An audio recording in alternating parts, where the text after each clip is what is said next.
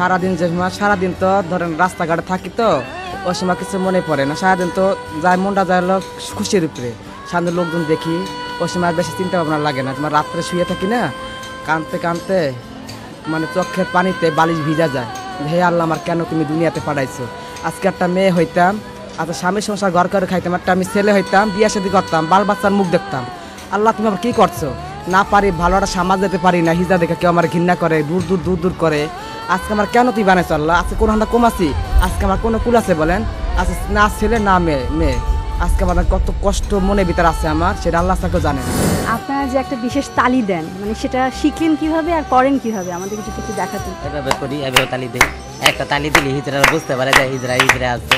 আমি যে একটা হিজড়া, আমি ডাকলাম দূরে থেকে, হ্যাঁ যদি এমনি ডাকলে তো শুনবে না, তখন তালিটা দিলে বুঝবে যে আমাকে ডাক্তার শুনবে। এটা কি মানে জন্মগতভাবে আপনারা পারেন নাকি এটা শিখতে হয়? না, জন্মগতভাবে না, যখন হিজড়াকে মধ্যে আইছি, হিজড়াকে দেখা দেখি শিখছি, এক হিজড়া দিচ্ছে, তখন আমি চেষ্টা করছি, মনে করছি যে এইভাবে ওর মতো আমি তালি দেবো, ও হিজড়া হলে তালি দিতে পারবো, আমি হিজড়া না, আমি তালি দিতে পারবো না, তা আমি ওইভাবে তালি দিচ্ছি, দিতে দিতে হয়ে গেছে।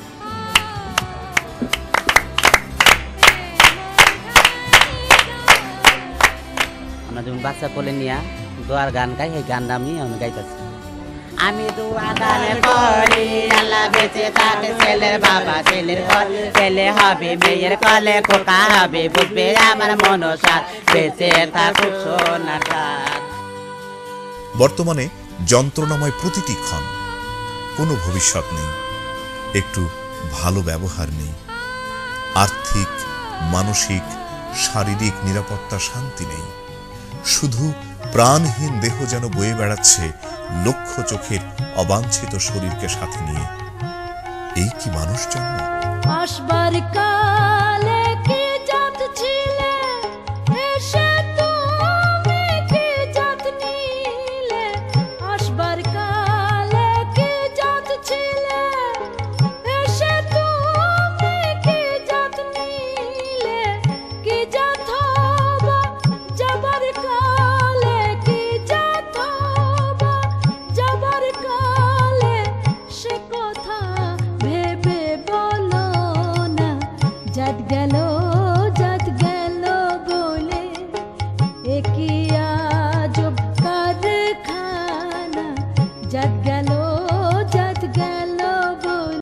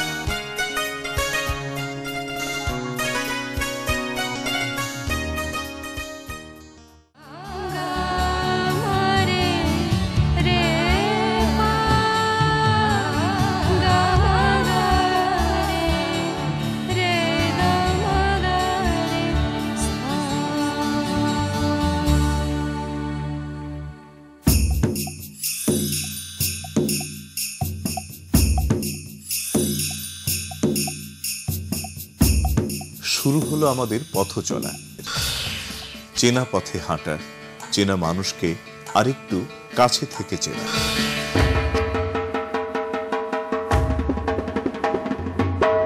পথের পাশে যারা গা ছুঁয়ে হাঁটেন কিংবা রয়ে যান অদূরেই, তাদের কাছে আমরা ছুটে যেতে চাই। কেমন আছেন আমাদের প্রতিবেশী, আশেপাশের মানুষ?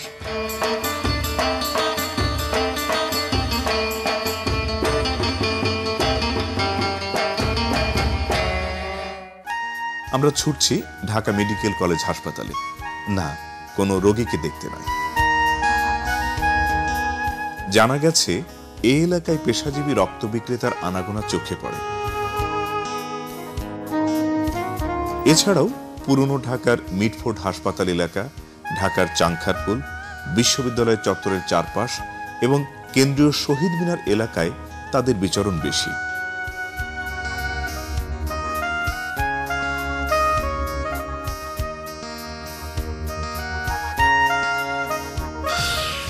আমরা যখন ঢাকা মেডিকেল কলেজ হাসপাতালের দোরগোড়ায় পৌঁছি তখন মধ্য দুপুর।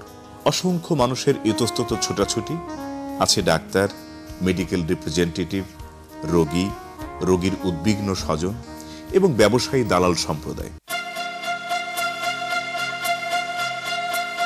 এ হাসপাতালে প্রতিদিন পেশাজীবী রক্ত বিক্রেতার ভিড় করে প্রায় 150 জন।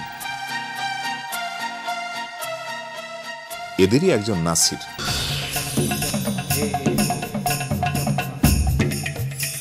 বয়স 27-28 বছর। শরীয়তপুরের বাড়ি ছেড়েছে প্রায় 14 বছর আগে। ঢাকায় এসে কাজের দেখা না পেয়ে রক্ত বিক্রি শুরু করেছে। 50 টাকায় 1 ব্যাগ রক্ত বিক্রি শুরু করে রক্তের নেশা যেন পেয়ে বসে নাসিরকে। সে নেশায় এখন তার পেশা। নাসিরের রক্তের গ্রুপ ও পজিটিভ। 4 মাস পর একজন সাধারণ মানুষের রক্ত দেওয়ার বিজ্ঞানসম্মত তথ্য জানা আছে নাসিরের। তবুও নেশা থেকে পেশায় এখন প্রতিদিন 1 কিংবা 2 ব্যাগ রক্ত বিক্রি করছে নাসির। ব্যাগ প্রতি দাম হয় 80 টাকা। কিছু টাকায় খাওয়া দাওয়া, বাকিটা চলে যায় নেশার দমে। গাঁজা হেরোইনে আসক্ত নাসিরের রাত দিন কাটে এ এলাকার কিছুটা ফাঁকা জায়গা। শহীদ মিনার তার বিশ্রাম আর ক্লান্তি দূর করার প্রিয় জায়গা। কথা ছিল জীবনের ক্ষত তুলে ধরবে আমাদের কাছে।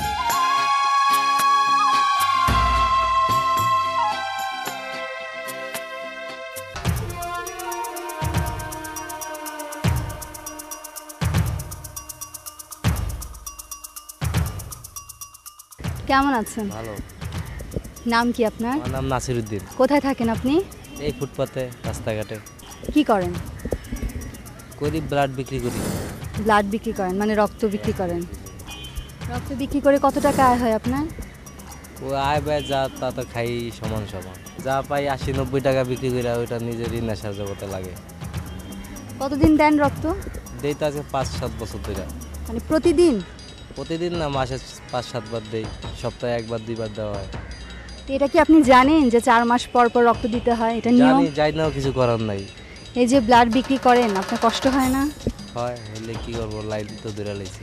সেই এক সময় তো বাড়িতে ভালোই আইছি, আইসা মনে হয় কাজ কাম করতাম, তারপরে নেশা ধরে ফেলাইলাম। নেশা ধরে কাজ কাম চাকরি বাকরি সব ছেড়ে দিলাম। পরে একজনের সাথে ডোনার জগতে চেম্বারে গেলাম, গিয়ে দেখলাম এগুলি রক্ত বেচা কি নয়। আমিও বেচলাম 70 টাকা। বেচার পরে 1 দিন 2 দিন 3 দিন যাইতাছে, আইতাছি, দিতাছি, শরীর দুর্বল হইতাছে। আবার 15 দিন পর দিতাছি, আবার একটু শরীর দুর্বল হইতাছে, আবার 1 মাস পর দিতাছি। এইভাবে এই জগতে জড়াই গেলাম।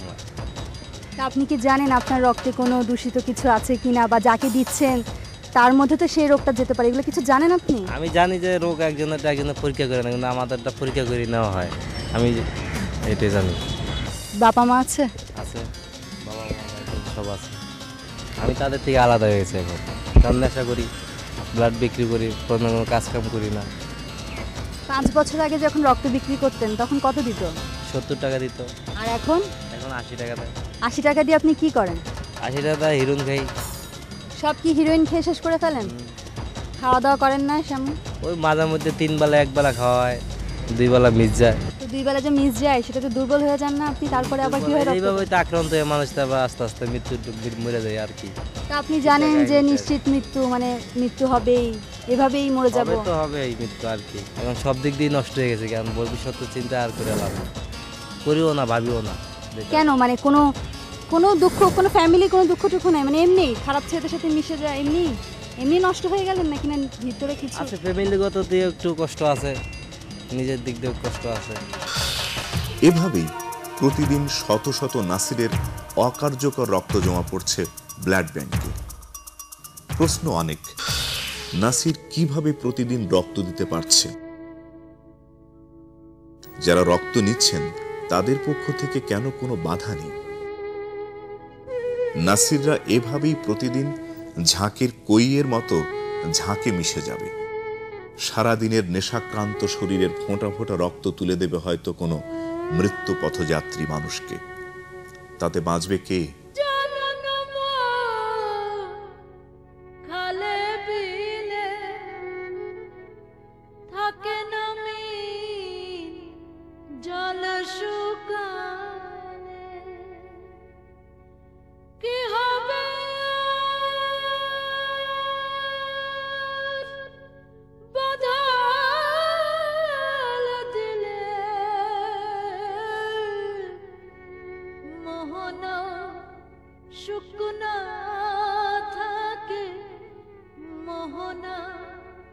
শুকনা সময় গেলে সাধন হবে না, সময় গেলে সাধন হবে না।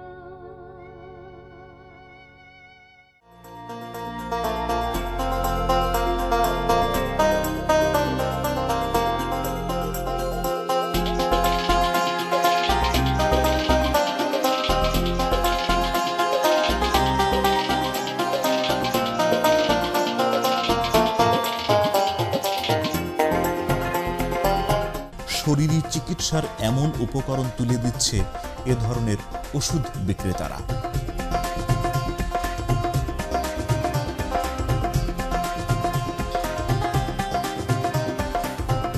সারি সারি রঙিন বোতলে বহু গাছের শেকড় বাকড় শুকিয়ে এক ধরনের রসালো শরবত ভরে নানা রোগের চিকিৎসা সেবা দেয়া হচ্ছে। এ পেশায় সাধারণত ৮-১০টি পরিবার জীবন নির্বাহ করছেন।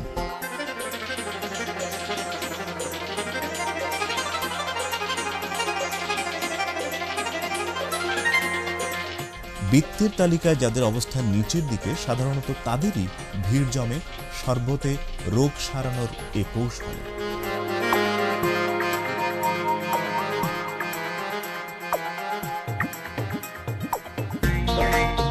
চিকিৎসা পেতে আগ্রহীরা এমনিতেই ভিড় জমান না, তার জন্য ব্যাপক আয়োজনের ব্যবস্থা থাকে। মূল লক্ষ্য ঔষধ বিক্রি, কিন্তু তার জন্য মানুষ জড়ো করার মাধ্যম হিসেবে দল বেঁধে গান দিয়েই ওষুধ বিক্রির প্রস্তুতি পর্ব শুরু হয়।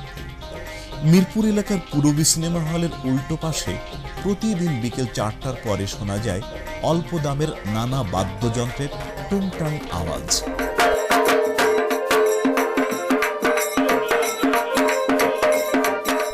মন খুলে গান ধরে মন্টু মিয়ার ওষুধ বিক্রির গায়েন।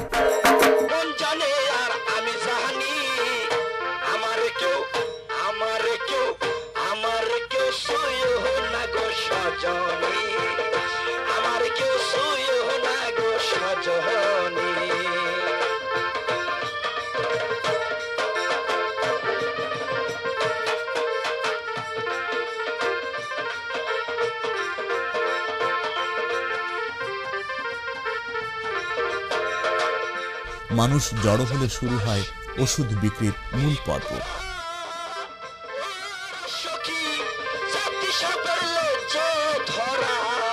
এই শরবতে আমলকি, হর্তকি, বয়রা, সোনাপাতা, যষ্টি মধু, কাবাব চিনি, বেলষষ্ঠী, চিরতা সহ অনেক ওষুধি গাছের নির্যাস রয়েছে। ওরা বলে নানা রোগের মহা ঔষধ। দীর্ঘদিন থেকে এ একই জায়গায় একইভাবে ওষুধ বিক্রি করে আসছে মন্টু মিয়ার দল।